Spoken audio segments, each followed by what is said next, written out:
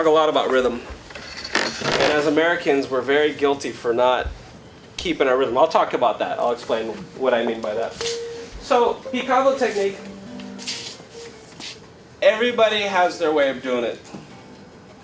And for years, I tried to have a picado like Paco de Lucia. And guess what? My hands are not Paco de Lucia's hands. Paco goes like this, and then he does this technique, and he's straight on it. Doesn't work for me, and I tried for 15 years. And I used to have a super fast picado, and I tried this, and all of a sudden I just destroyed my picado. Now my picado is okay. When I'm warmed up, it gets going pretty good. If I'm not warmed up, it's a train wreck. Okay, so picado is a very hard technique. You got to make sure you're warmed up for that one. The couple things we want to do with picado, when I say picado, I'm talking a rest stroke, right? We're just talking a rest stroke. Because I don't really use free strokes. I use a little bit, but not a lot in flamenco. And I'm not very good at it because I don't really have to use it that much. But I do have them. It is used. Rule number 1, you always want to hit the string in the same place with the nail in the flesh.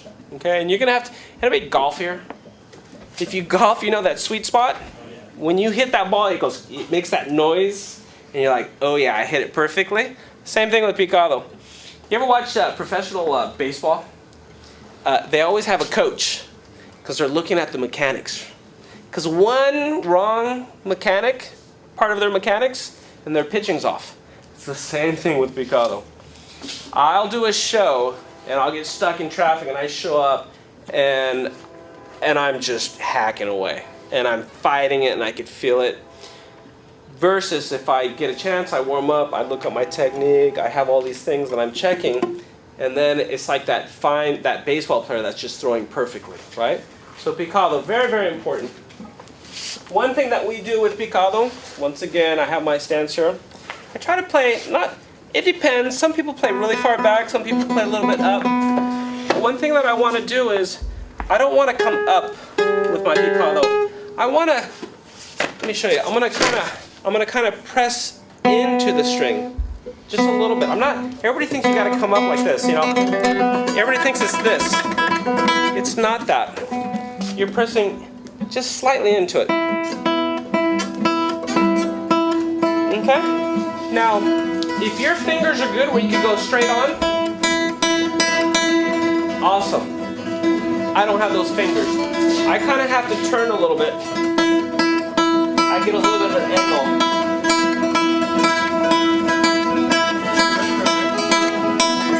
So here's one thing that we're going to do. Once again, where's the thumb in flamenco? Home base, which is where? 6th string. Okay? Very important for us.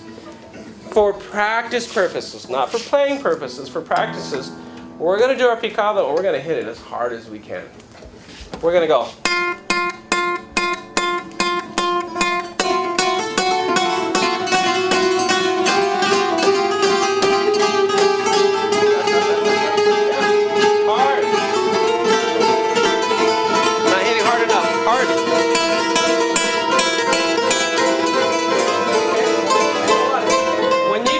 That string should be moving. You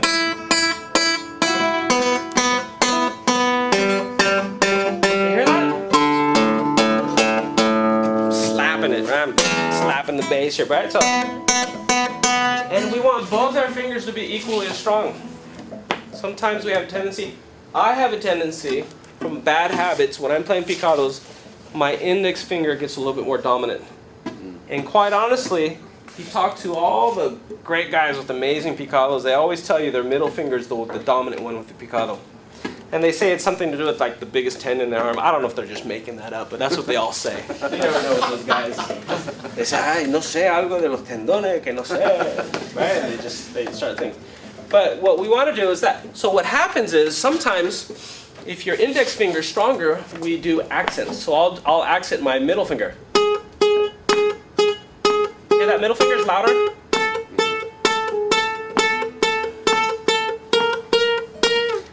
Okay, so we're going to practice loud. Do it for a while. You're going to drive your parents crazy. You're going to drive whoever crazy. But we want to get that strength going, right? And then afterwards, you want to lighten up your touch. And now you want to get a good tone, right? This, not a good tone. You want to try to find something. You look for that sweet spot, like in golf. can start doing speed bursts, right?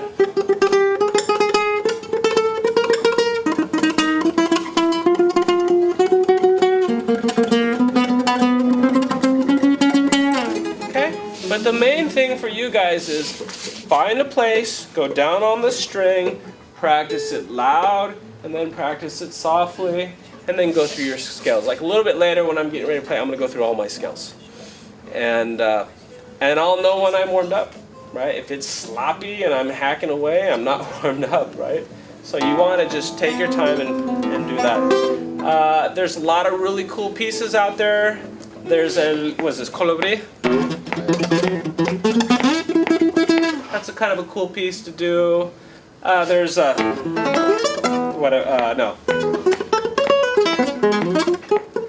I'm sloppy, but the Estudio de Velocidad from Tárrega.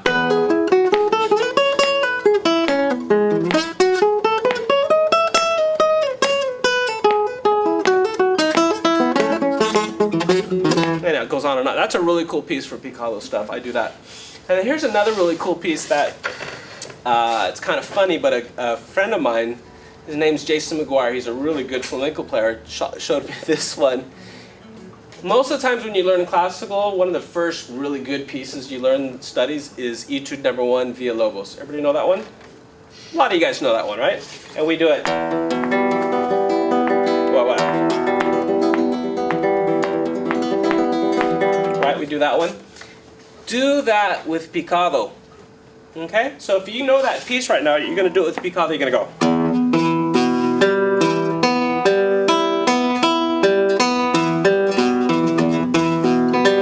The whole piece. It's a great etude. Etude means estudio, right? It's a study. Take that and go through all those things. You use different arpeggios and go through that, but use it with the picado. It's great for string skipping, a lot of stuff, right? And I'll do that tonight before I play. I'll go through that thing. I'll go through the whole thing, and when I got it nice and smooth, I have it. Who knows the piece Etude number 1? Anybody know it here? No. Oh, you know it? If you guys know it, all you're doing is really just alternating strings. You're going. And then you go back. Try that on your own one time. Everybody just try it.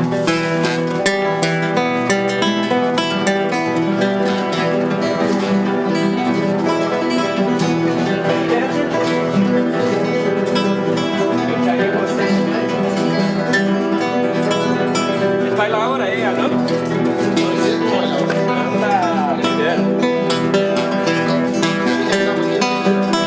I like that.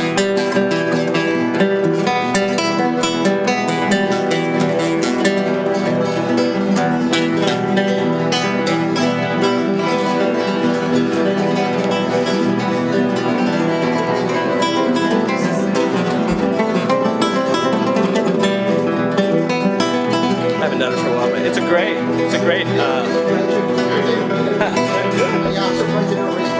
good? Yeah. For this right here? You do the viola with the rest With the rest, I'm just going You just use piano. I am. Just going. Got it. Yeah, just I am. Yeah, you start with an I. And it's a great, and you get it, it just takes maybe a couple days and you'll get it pretty good. Like I said, once I'm warmed up, I get it, it comes pretty well. Good.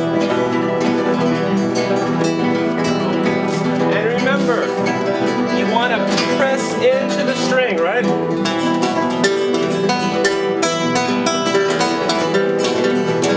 Press into it. Okay, enough of the technique. Let's talk a little bit about rhythm. So rhythm, and your professors talk to you about this. If you go to Spain and you got chops galore, you're just playing everywhere. Well, let me tell you a funny story. I'll tell you a story my teacher told me. There was this guy, and every Sunday there's a concert where everybody from the public comes up and they play. And this guy practices the song 6 months. He goes up there and he plays it, and he bows, and everybody's going crazy, and they're applauding, and they're throwing roses. And he says, thank you, and they said, otra. He says, well, He says, well, I don't really have anything else prepared. They said, no, play it again. Play the same song again. So he plays it again, and they go crazy, and then again, and he plays like third time. And he says, look, I'll come back next week with another song. So this is the only one. They said, no, until you learn this one properly, you keep playing it. Because in Spain, the people know the rhythm many times better than the artists, especially if you're not from Spain. Those people are grown up in the womb hearing the rhythm, right? And it's a 12-beat rhythm, and for us it's very different. We're not used to a 12-beat rhythm. We're used to 4/4. You hear like, right? You hear like the cheesy guys on, you know, that jazz, right? They're playing, you know, right? And it's like you know, just really cheesy stuff. That's okay. That's cool. But it gets hard when you get into your rhythm. So when I went to Spain, I was one of those young hotshot kids that thought I had all the chops. And my teacher, Chicuelo, says, okay, play for me something. And I started playing, and he said, you're all over the place. He says, oh, what are you playing? So that's not flamenco. Well, of course it is. It's a bull, it is. He's like, no, it's not. So you're trying. So when we play flamenco, we have 3/4 time, 4/4 time, and then we have a 12-beat time. Okay? And tonight we're going to be playing a bunch of tunes that have a little bit of everything. So tonight, if you come to our show, there's going to be some fun flamenco, there's going to be some serious flamenco, and we're going to have flamenco there's 3 parts to it, right? There's guitar, there's dance, and there's singing. And so we're going to have a little bit of each one. So if I were to take a bulerías rhythm, it's going to go in 12s. And I could go 12, 1, 2, 3, 4, 5, 6, 7, 8, 9, 10, 11, 12, 1, 2, 3, 4, 5, 6, 7, 8, 9, 10, 11, 12, 1, 2, 3. I'm just counting to 12, right? But we start on the 12. 12, 1, 2, 3, 4, 5, 6, 7, 8, 9, 10, 11, 12. But then what happens is you start adding accents. And that's when it gets confusing. Because in flamenco, as the Señor Profe here just pointed it out, you have an accent on 3, 6, 8, 10, and 12. Sometimes they'll go 3, 7, 8, 10, 12. So there's a lot of options. So when I'm playing a little bit for you right now, I could be a...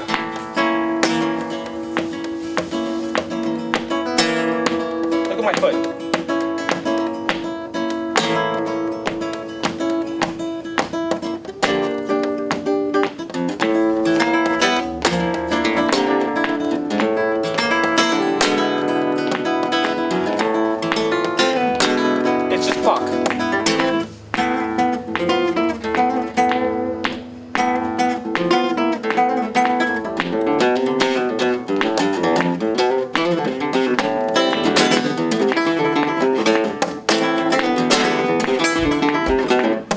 Everything's in 12s there, okay? And I'm keeping this 12, 1, 2, 3, 4, 5, 6, 7, 8, 9, 10, 11, 12, 1, 2, 3, 4, 5, 6, 7, 8, 9, 10, 11, 12, 1, 2, 5, 6, 7, 8, 9, 10, 11, 12, 1, 2, 3, 4, 5, 6, 7, 8, 9, 10. And we end on 10. If I do 12 and a half, 13, 11 and a half, guess what? It's like building a house. The foundation's off, everything gets screwed up. It's got to be on 12s. So when we do a falseta, which is something in there, old falsetas would start right on the 12 or the 1. So I'd be playing 12, 1, 2, 3, 4, 5, 6, 7, 8, 9, 10, 11, 12. Right, start on 12. But new stuff, you could be like 12, 1, 2, 3, 4, 5, 6, 7, 8. I come out on an upbeat, right?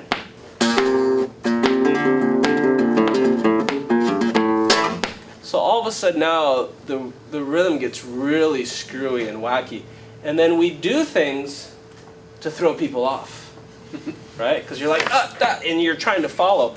Keep it straight, right? Because guitar players, dancers, I'm going to be playing, and they're going to do some contra stuff. They're going to do all these weird things where I think, oh, they're out and I'm following. No, you can't follow. You have to stay with the rhythm. And that's why tonight you're going to hear people...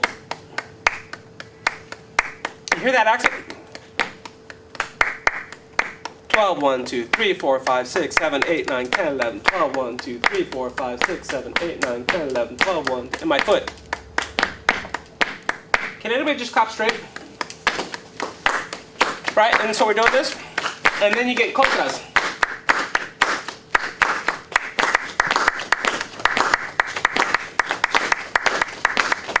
My foot.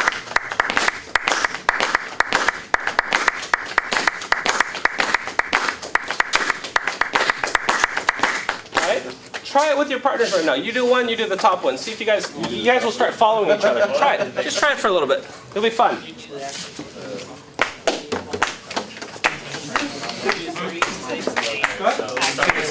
Start together.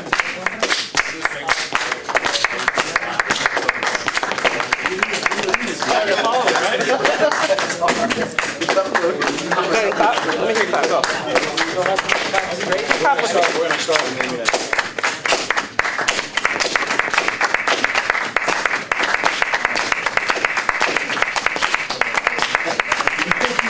Trying to follow, right?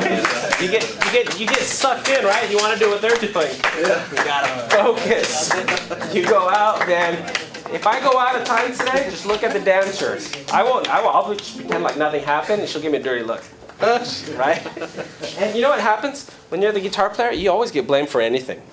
Anything goes wrong. She trips on the stage. She's like, "Dang it! I told you not to look at me." Right? It's kind of funny. All right, let's get to our Joe Satriani stuff here. What? Our Joe Satriani licks. I know who Before that we is. do that, we're gonna take in rock guitar. There was a lot of sweep picking, right? A lot of arpeggio sweep picking. So we're gonna take two real basic arpeggios, and it's gonna be based out of the C chord, right? If you know the cage system, are you familiar with cage system when it comes to improvising? But anyhow, we could go about that some other time. So I'm just playing the C, but I'm gonna play it not with these fingers, but I'm gonna play with these fingers. Okay? Okay. And then what I'm gonna do is I'm gonna go all the way up to the 12th fret. 12th fret. And then instead of playing it as a chord, see here's a chord. I'm gonna play it individually. That's what I'm gonna do. So what I'm going to do is I'm going to go thumb, thumb, index, middle, ring. All right. Okay? And you would see this in string. They'd take a pick and they'd go. Right? Stuff like that. Really just standing up. So all we're going to do is we're going to take this concept. We're going to go. And all that is an arpeggio. It's a major arpeggio. A major. Okay, and I'm gonna go down, down, thumb, and then index, middle, ring, index, pull off, and then back. It's on this piece of paper. You'll see it. So when you start practicing this, you can make it a study.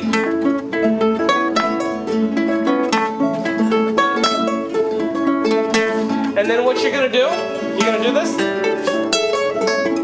And then you're going to slide down a half step. And then you're going to play the minor arpeggio. And then you can go all the way down the thing. So, yeah. So everybody listen to this really quickly here. See if I can play it.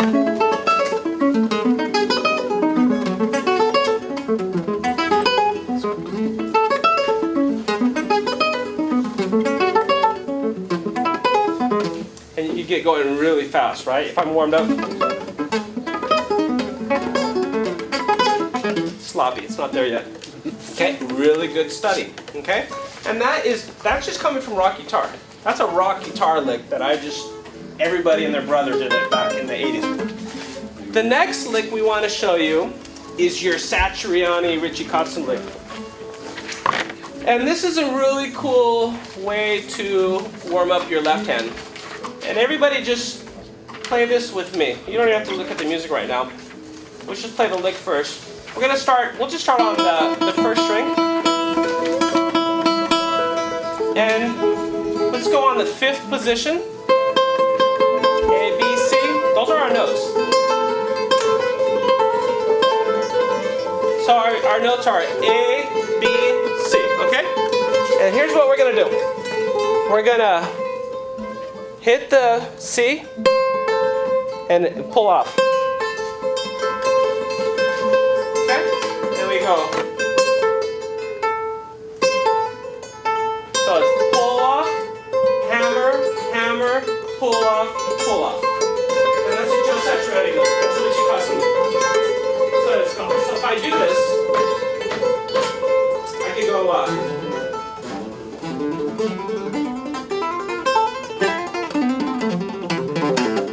right? Let's say I gotta get a little warmed up, but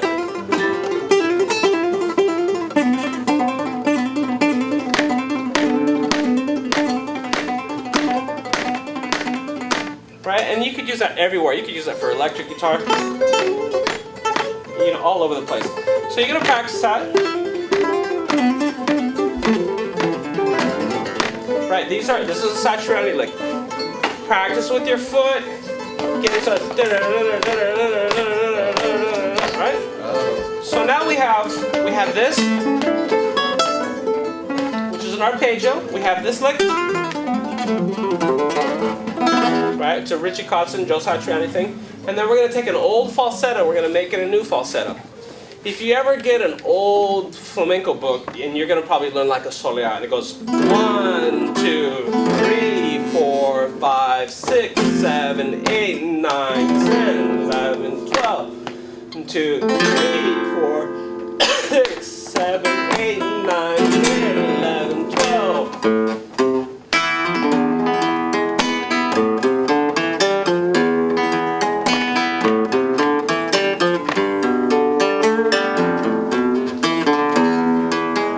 Everybody and their brother knows that falsetto. You probably learned it. We all learned it. Cool falsetto. Real simple. Real simple. It's just.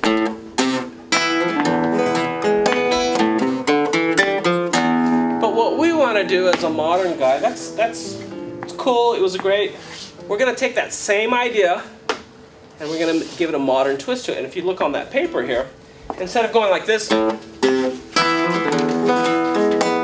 we're going to go this way.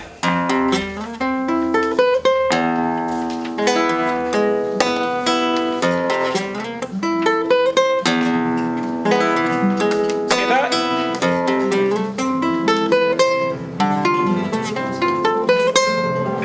Okay, everybody try that a little bit.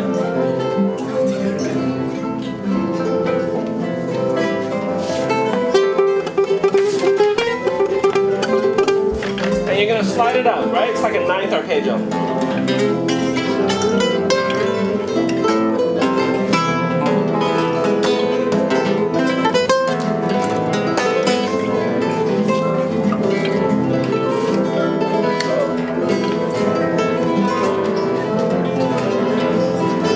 So everybody look at this really quickly.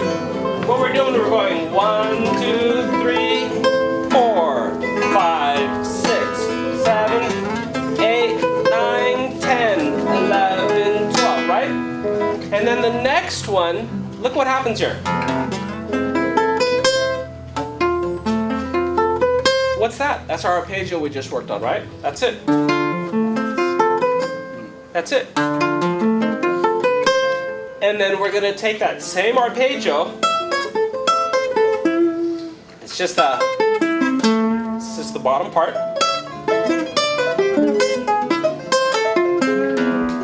And then watch what we do here.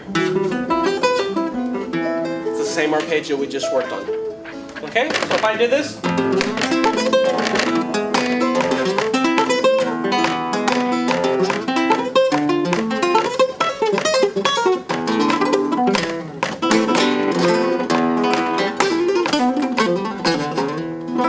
We've thrown our Richie Kotzen and Joe Satriani lick right there, right?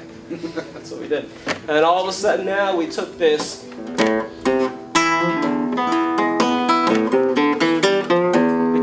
Old falsetto and we gave it a nice twist. And we're keeping our 12s. Yep. And then when I'm doing this, I'll rest stroke. And then this. That's our arpeggio again, right? We just went right back for our arpeggio. Go ahead and mess around with it a little bit. Let me walk around and see what you guys are doing.